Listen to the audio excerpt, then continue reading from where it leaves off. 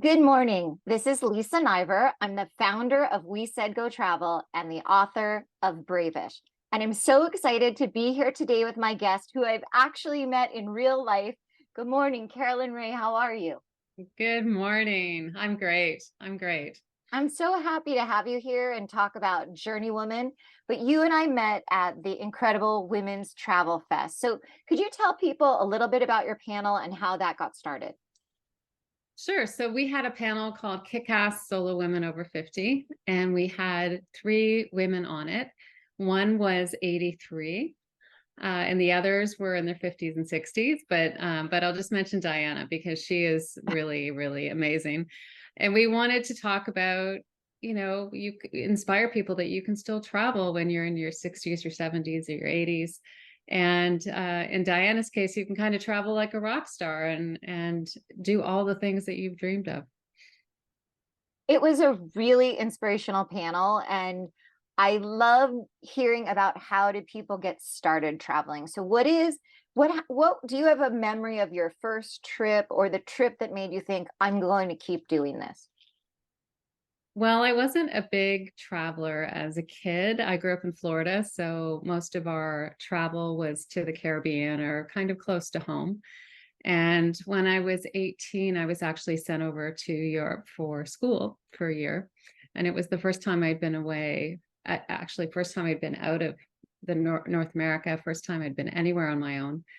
And I had the opportunity to go to Spain and Italy and Morocco and learn a little bit about the world. And when I got married in my 20s, I married somebody who didn't want to travel either.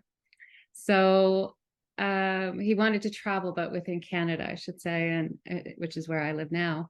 And I really didn't start traveling till I was in my 30s, till I was on my own. I had a little girl, and she and I went to Europe when she was barely 4 years old.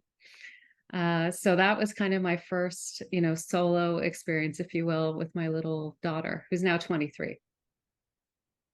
That's amazing. For me, I definitely got started traveling on a family trip and then studied abroad. And I think that studying in another country really changes your whole life. It definitely does. And I don't know that I really appreciated it at the time, but I certainly, as I got older and started to travel with work, I really started to appreciate travel and the benefits of travel more than I did when I was younger. And, as a mom, it's something I've tried to, expose my daughter to is, she is an avid solo traveler. She travels all over the world. She's living in London at the moment. So that makes me feel like I did something right. She's got great perspective, like all the things you learn through travel, right? She's got that nailed. That's so incredible. I do think it's a gift that parents can give to their children is that freedom to explore, but also the safety net of knowing that they're there for them or helping them figure out how to travel in a way that feels comfortable to them. And for me, I know I always recommend people say to me, how do I get started? And a lot of times I tell people take a cooking class in your own city. Like you don't have to Hmm. leave home to feel like you've started a little bit of traveling. And I know you have evolved professionally. And can you tell people about owning JourneyWoman and how can they get involved in the incredible women's business directory and traveling? And there's so much support in your organization. Yeah. Well, as I said, I wasn't a big traveler growing up, but I went into consulting for about 25 years and I had this really incredible travel experience going to Kenya. And I came back from that. It was about 5 years ago. It was the year I turned 50. And I came back from that. And I just decided that I did not want to, play into the consumerism that I was seeing in the world. So I sold my house. I auctioned off everything. I got rid of everything. I decided that I was going to travel full time. And coincidentally or not, in that same period of time, Evelyn Hannon, who started JourneyWoman, um, her daughter and I, Erica, were having lunch and talking about her mother, and her mother had cancer, and they were looking for somebody to take over JourneyWoman. And So Erica said to me, you would be the perfect person. And I said, I don't know anything about travel. I don't know anything about websites, but there were many, many things that happened that convinced me this was the right path for me. And I had left my corporate job as well. So I was really in this state of like, possibility, like whatever the world brings my way, I'm kind of open to it. And within about 6 months, I had bought JourneyWoman and redesigned it. I mean, it was a 25-year-old website. And we had to build a new one. I had to get familiar with all the content. I had to learn about websites. I mean, it's just been 4 years, now almost 5 years of completely learning a new career and an unexpected, but amazing new career and reinvention for me. So we have some similarities because I did 50 challenges before I turned 50. And one of them was I went to Kenya and I actually hula hooped with the Maasai warriors. Ah, I ran in the mornings with them, but I You didn't hula did? hoop. Yeah. Well, I travel with a hula hoop and I had special permission from the chief. It was Chief Richard, because I think it's not okay to bring something so strange into a closed community without permission. But I had hooped in several of the sanctuary retreats camps. I was there with Abercrombie and Kent, and I asked for permission, and it was actually the best reaction I've ever had. One of the warriors was excellent, surprisingly, at hula hooping, or maybe not surprisingly, because they're very talented. And all the other warriors, one of them laughed so hard he fell down. Oh, It was a funny day, but it is, yeah. I love that you were thinking about what you wanted in your life. So if someone's listening and they are interested in reinvention and changing their life and traveling, what do they see when they come on JourneyWoman? What's available? Yeah. So JourneyWoman, when I bought it, was one newsletter. Now we have about four. So we have four newsletters that go out every month. We've expanded the site quite a bit. We have an editorial team of about 10 women, all over 50. I just brought on a new writer, Tanzila Khan, who writes about accessible solo travel. And so not only is there great travel writing, but there's also travel tips, there's safety information. We have a women's travel directory that has women-friendly tours and trips and retreats, and we're just about to launch small ships. And we also have places to stay, so women can either recommend or find a safe place to stay recommended by another woman. So it's really turned, it always was seen as a resource, but now even more so. And we don't book travel, though. We don't operate tours. It's more, we're separate from that, but it is a place where women can go if they want to learn how to get started in solo travel. And we have a lot of women that are in their 50s in particular, or 60s, that are widows, that have never traveled on their own, that are, kind of doing what I did, which is you get divorced. And I know it's you too, right? And you have this change in your life and you realize that you want to go see the world and you want to do things and you're curious and all the stuff you've never done because you've been raising kids and looking after families and a job and all of this. So that's what the site is. It's really, we're the oldest in the world. I think we're probably the largest in the world in terms of mailing list. And the women are amazing. They're kick-ass all the way. Yeah. I think that's great. And can you tell a little bit more? I know that you said you studied in Europe, and I know you're always looking for somewhere where you can speak Spanish and a great margarita. When you're traveling, Yes. when you're traveling, what are you looking for? Like, what's a destination that inspires you or calls to you? I like to travel in places that are a little lesser known, and I like to stay for a long time. So in 2021, I spent 4 months in Mexico. Last year, I spent 3 months in Europe, two of those in a small town in Spain. So I'm looking for places that are a little bit off the grid, but still close enough to a big center for transportation and safety and healthcare. But yeah, I'm trying to live. I live part of my life in Toronto, but the rest of the year I am trying to live for a long time in a place so I can learn about it. And I'm just in the process of figuring out where I'm going to do that this winter.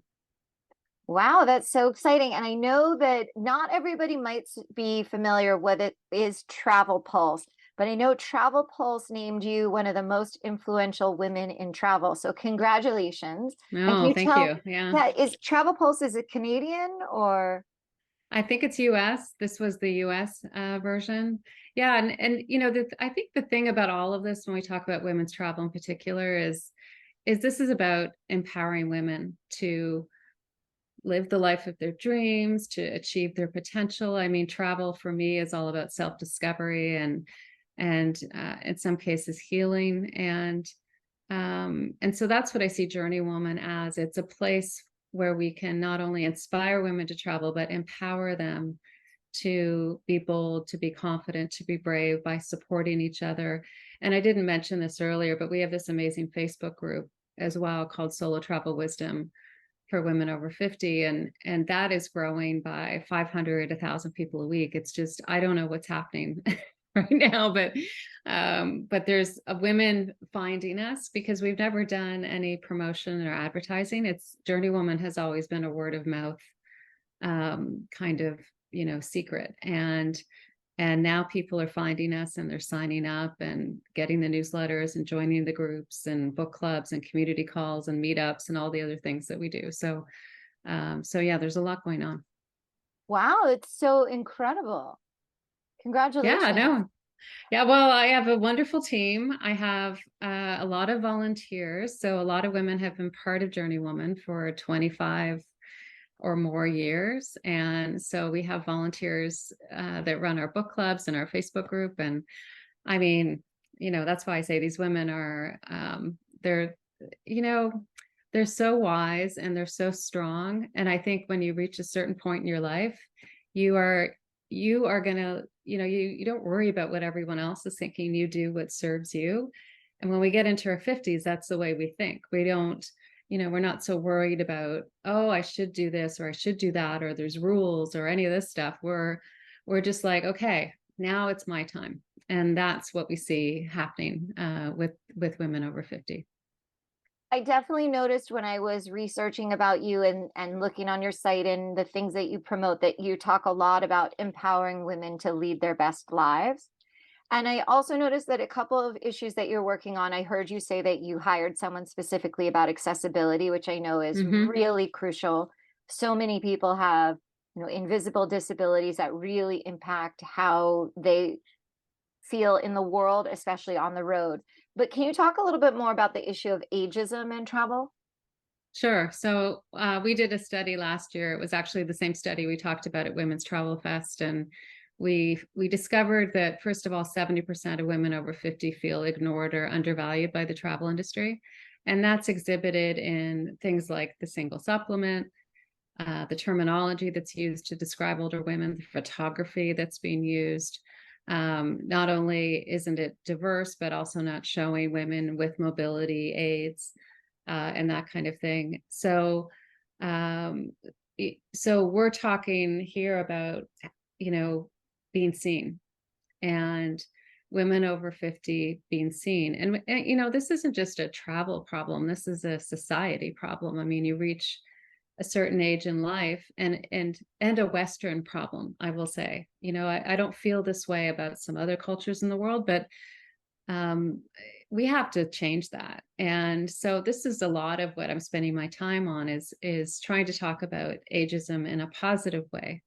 And I think JourneyWoman has always done that, but now we're being much more vocal about it.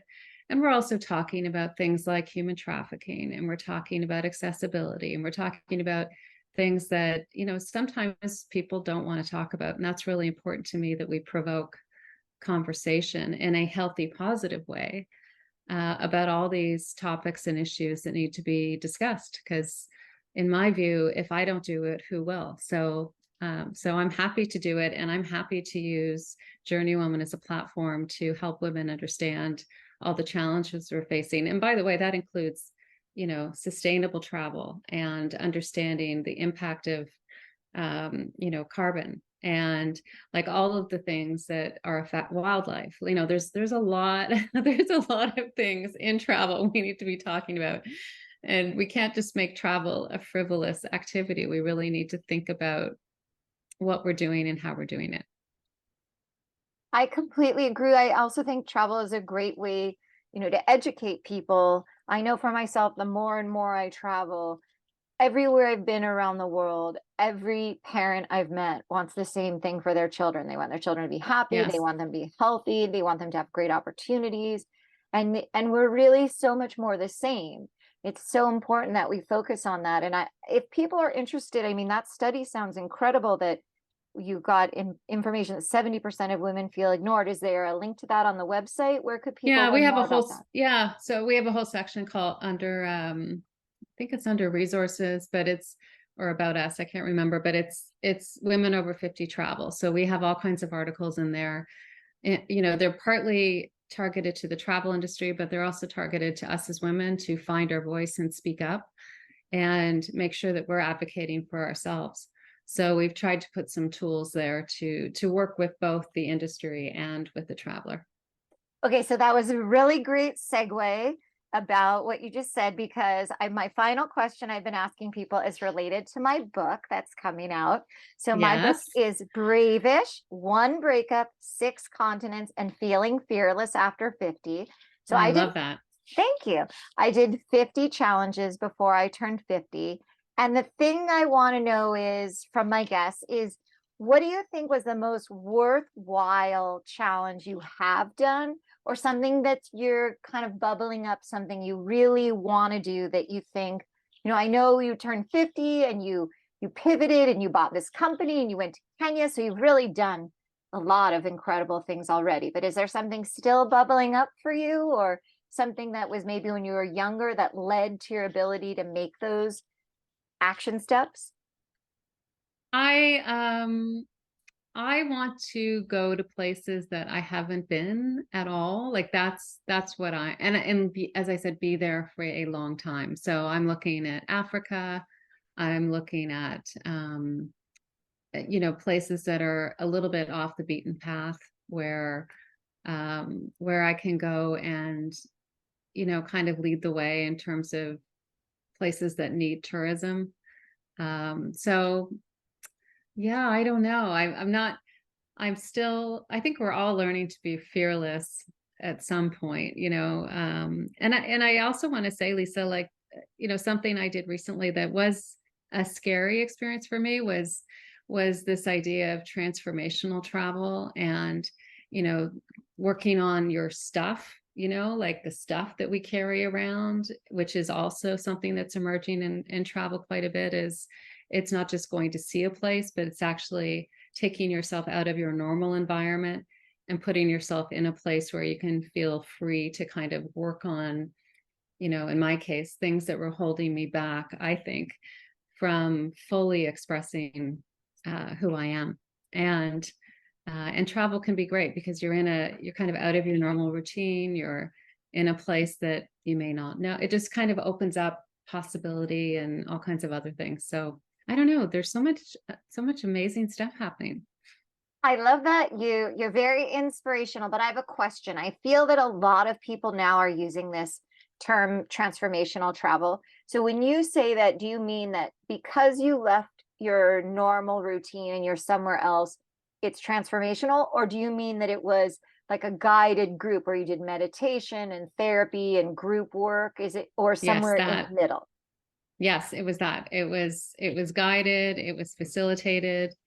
It was I thought I was going on a wellness yoga kind of meditation retreat. That is not what it was. I actually wrote about it on JourneyWoman a few weeks ago, and it was so unexpected, but it was, I think, uh, you know, I lost both my parents during the pandemic.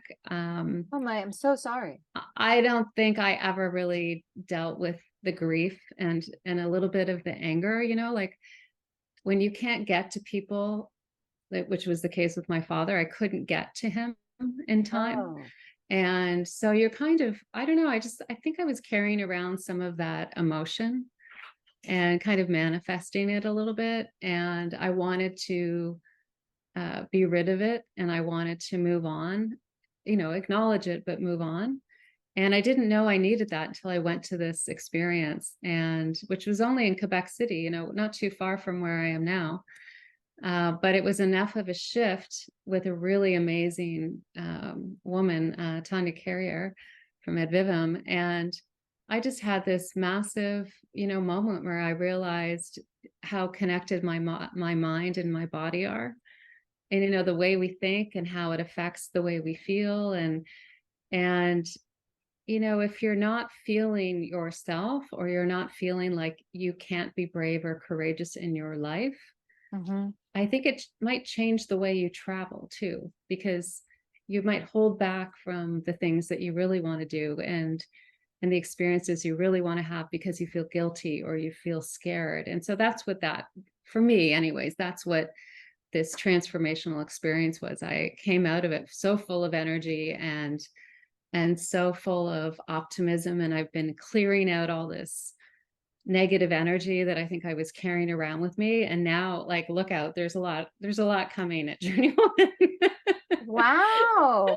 Well, I'm glad that you were So able to do that. I know there's a book I love about survivors and surviving. And one of the things they talk about is people talk about post-traumatic stress, but there's also post-traumatic growth. And I'm so mm, glad that you had this opportunity. Again, I'm so sorry about your family, and not being able to be no, with them thank must you. have been so challenging.